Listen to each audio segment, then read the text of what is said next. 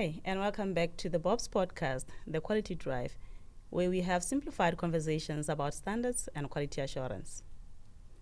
A big shout out to our subscribers. Yes, we see you. Thank you so much for being part of our community and being the champions for quality assurance. Let me ask you a question. Have you ever been defeated? Have you ever been in this scenario where you have your favorite piece in the kitchen that has been spoiled, had a stain, and you did not know what to do? Yes, that's our topic for discussion today. With me in the studio, I'm with Ms. 𝐒𝐭𝐚𝐢𝐧, our very own expert from the Standard Department. And my name is 𝐒𝐭𝐚𝐢𝐧 𝑑𝐞𝐦𝐨𝐯𝐞, I'm your host. Hi, Ms. 𝐒𝐿, how are you? Good day. I'm well, thanks. How are you? I'm well, thank you. Thank you. Today we are talking about stain remover for tableware. Yes. And I have a question for you. I know you are a lady. Yes. And you like the kitchen. You spend most of your time in the kitchen. You spend your money in the kitchen. And I'm sure you have your favorite pieces in the kitchen. Have you ever experienced whereby your favorite piece has been ruined, it has been stained, and you don't know what to do? What did you do? What can you do in this scenario? It's quite a lot that can be done, and unfortunately, I'm sure a whole lot of us who do our own cookings, we have experienced this in one point in our lifetime. These stains come either as a rust, maybe in your spoons, or in your container where you find that maybe the spices that you were using have now left marks on the container, or even on your plates. Certain plates that you'd find that they also are able to take this mark. And some of the marks are also enhanced by the utensil being either put in the microwave, where now it kind of disintegrates. The spice then goes into the cutlery or the kitchenware. So yes, I've experienced that, unfortunately. Now I do believe that we have there's a solution. There's a solution to the problem, and we do have there's a product, the stain remover for tableware. And here at Botswana Bureau of Standards, as we know, that we develop standards to solve problems, to help products to perform to their maximum ability. So talk to us about the stain remover for tableware. What are those and how do they function? Okay. So in our market, we have several, and we have different methods in which we can do or use in removing the stains in our kitchenware. I know what's trending right now is the bicarbonate of soda, mixing it with vinegar, or scrubbing it with a lemon, the different elements or compounds that are combined, which are readily available or in use at home. Like those stain removers. So basically the standard that we have right now, which is the BOSS 901 of 2025, the stain remover for tableware, it's a standard which now talks to the product, those chemicals or those product. It actually refers to the product as one product, not a series of products or a number of products combined together. It's actually referring to that one product which you would refer to or you would use as your stain remover. Yes. So can you say that if you are going to combine a vinegar, a bicarbonate of soda, and water, can you define that as a stain remover? This is provided they follow the requirements of the standard. Oh, okay. Yes. Awesome. The most important part is for whatever it is that you have mixed, if it follows the requirements of the standard for the stain remover, then yes, you can term it as the stain remover. That's beautiful. And in manufacturing, where now you come up with concepts for developing products. Usually I would like to put the two hand in hand, standards development and product development. The two go hand in hand. Now that since we have a standard for the stain remover, what does the standard say about this product? Okay. So basically in the standard for the stain remover, it talks to the specific requirements like I indicated and the methods of testing for the particular stain remover. This is in both hard and soft water. to be able to remove either it be your coffee, your tea, or any other absorbed food stains, primarily from the plastic tableware. And obviously, once you have immersed that plastic in the solution of the stain remover. Okay. And you mentioned earlier on, as you were speaking, the combo, our winning combo as ladies, in the kitchen. We like experimenting a lot. So now, as those who are in the manufacturing space, they are there to solve problems. They are there to help us win in our homes and in our kitchens. And us as consumers, now we get to buy these products and use them in our homes. What can you say are the key requirements that are covered by the standard when it comes to this product, the stain remover for tableware? What should manufacturers know about the requirements prescribed in the standard? And also as consumers, on a day-to-day, they use this product. What should we be aware as the requirements? Okay. So with regards to the requirements, we need to appreciate that these stain removers can come in different forms. They can either come in liquid form, they can come in granules, they can come as a solid. But whatever the case may be, they need to be uniform. Yes, that product needs to be in a uniform state. It needs to be free-flowing. It needs to be stable. And the material needs to be able to foam. Remember, we're trying now to clean as well. In as much as before, like once you've had your meal, you would clean your plate, right? Yeah. But then the stain remover will act after you've cleaned your product, after you've cleaned your cutlery. Yes. Okay. So it needs to be free-flowing like that. It needs to also be able to foam. And then another important thing is that we need to also take into consideration the pH. Yes. Definitely. So the standard will talk to that requirement. Now let's talk about packaging and labeling requirements as part of the requirements in the standards. Why is it important for Bailongore, they're in the manufacturing space, Bailongore, they produce and sell these products, to have their products packaged and labeled in a certain way so that they meet the requirements? Why is it part of the requirements? In me answering this question, let me pose a question to you. What's the first thing that you see in a product? Okay, now usually when I get into the shop, so sometimes can attract me to a product as the packaging of the product, how the product is packaged, and secondly, the ingredients for the product, and so forth.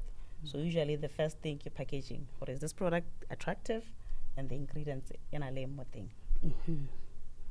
And that is exactly why now the standard has this important clause on packaging and labeling, because the first thing that most people see is the product and its packaging, its outer packaging, before they actually use it. Yes.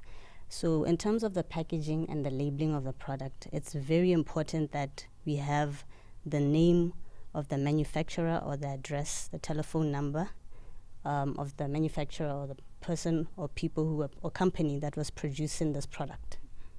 Okay? And we also need to have a batch identification. It's important that we know, for traceability purposes, where this product is from. Remember, we also rely or we get some of our products as imports, from outside. Not all the products that are in our stores are manufactured locally. So it's important that we know where and who manufactured this product. Yes, it's also important that we know the general use or instructions of the product, because I'm sure different products would have different instructions depending on what the manufacturer would have guided. So we need to know this particular product, how do we handle it? When do we apply it? For how long are we supposed to apply it? On what kind of stuff do we apply on the utensils? Like I indicated earlier, we have plastic, we have aluminium. So we need to know, is it suitable to be used on aluminium? Is it suitable to be used on plastic? Is it suitable to be used on glass? So the instructions are very important. Mm-hmm. Another element that we also want to indicate is that we need to be able to see the volume or the weightage of that product that we are purchasing, as well as the best before date. Yes, because we always want, remember we're talking about quality. Quality, definitely. Yes. So I don't believe as a customer you'd want to get something which has expired. And when we're talking about expiring, we mean that the product has overlived its lifespan, and maybe it will not work to its optimum level as it was intended by the manufacturer. So it's important for us to have this best before date. Yes. And then another important point is to have a warning statement. The manufacturer needs to indicate the warning statement, which would tell us, for example, do not use the stain remover on aluminum ware. Yeah, stuff like that. Okay. And then we have dishwashing liquid, and now we have the stain remover. Can you tell us about the difference between the two? Does it mean that how rekile the stain remover, you don't need to buy a dishwashing liquid? The two go hand in hand. How does the two differ? Okay. I'd indicated that once you have your cutlery, once you've eaten your dinner, your supper, your meal, you need to clean it, right? Yeah. So your dishwashing basically works as a cleaner. It removes the dirt. The dirt, okay. Yes. Although, yes, we do appreciate that some dishwashing liquid would indicate that they disinfect. Yes. Yes. What the difference with this now is the stain remover. Because over and above having cleaned with your dishwasher may not be able to remove the stain because of the power of the different chemicals within the dishwasher, which may be less powerful as compared to those in the stain remover, which will be able to lift up or remove the stain from the cutlery. So if you are going to buy a stain remover, that doesn't replace the dishwashing liquid. No, it doesn't. Okay.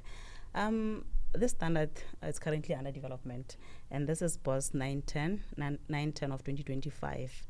The standard is currently going under development, and it's under development.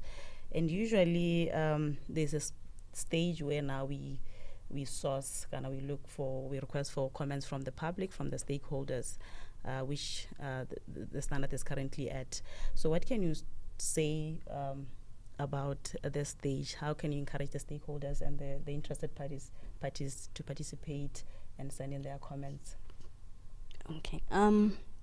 Maybe I need to inform our stakeholders that these standards are for Botswana. They are developed by Botswana, and they are Botswana standards. Botswana standards. Yes. The reason why I need to indicate that is because during the development of these standards, we have stakeholders who we refer to as the technical committee. This technical committee comprises of your academia. So during the development of the standard, we had your University of Botswana, we had BUST, we have your regulators, we have Ministry of Health, we have the testing laboratories. So this technical committee, we can only accommodate a few people, of less than 20 people in a meeting room. Yeah. So the reason why this standard now is going for public comment is to accord the general public the opportunity to talk to the standard, to check the requirements of the standard, if they are okay, if they're applicable, if they're practicable. Is it something that can be done? Yes. So this is the chance when now stakeholders are able to appreciate the standard and provide their comments. We really, really, really appreciate comments from this exercise, because even though the technical committee has experts who would have discussed the standard, we cannot know everything 100%. Yeah. There will probably be one or two other elements that we may have missed. And this is a great opportunity where now stakeholders will be able to now talk to the points that we may have missed. And maybe also what we need to appreciate is that not only are the stakeholders from Botswana. Okay. Yes, we follow the WTO TBT. We try as much as possible not to be a technical barrier to trade. So in us following those regulations or requirements, we share the same draft document with the whole world. So other countries and people from different continents are able to also make their comments in the same light. Okay. Now, if you're adding on to that point, then we are a member of the WTO TBT. Just also the standard things about Botswana. If you use the Botswana standard, what does it mean to you as a local manufacturer if you want to take your products outside to the external market? Does it mean that your product will get recognition it deserves when it gets there, if it bears the BOP's quality mark? Okay. Yes, indeed. That's what it means. But we also need to appreciate that in as much as Botswana, we have our own regulations to regulate products which come into Botswana. You have to be able to follow the regulations for the country to which you are taking your product to. Definitely. So if for example, we decide, a manufacturer decides to take their product to South Africa, for example, they need to then be able to understand and know the different requirements that are needed by them from the South African regulators regarding that product. Okay. Now, as we are heading towards the end of our discussion, Ms. Uno, any last words that you would like to share with our viewers? Yes. First and foremost, the standards are there not to cause hindrance or to be a stumbling block. Standards are there to enhance the level of quality of your product. And they are also there to protect the human and the environment, because during the development of these standards, we take into consideration such.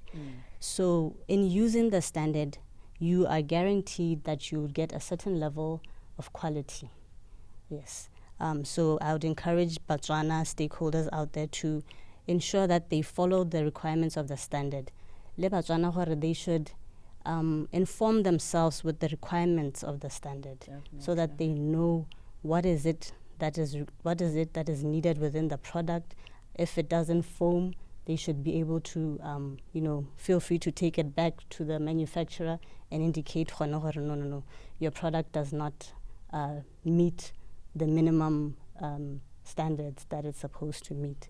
Or no, your product is not removing the stain. Yes, as maybe what the manufacturer would have indicated. But over and above that, I would like to encourage our stakeholders to ensure that they do get a copy of the draft standard so that they make a comment or make their comments on the standards. Thank you so much. I think that's a beautiful encouragement. And also in closing, as we wrap up our discussion, I would like to thank you so much for being part of the movement, being part of the community. Thank you for tuning in, and thank you for subscribing to our YouTube channel. And I would like to encourage Botswana Hela in general to always demand quality. It's well within your rights to demand quality and get value for your money. And you know that when you are in doubt, you can always consult standards, as she already mentioned. For the standards are the baseline. They're the only tool, or is the only tool that can help you to attain or to ascertain the quality of a product. So you can consult the standards or consult Botswana Bureau of Standards for more assistance. We are located at plot 55745 in block 8 Gaborone. We also have an office in Francistown at plot 44149. We are housed at MVA Fund House. You can always walk into our offices and seek for assistance, and we are ready to serve you. Until we meet again next time, this is goodbye.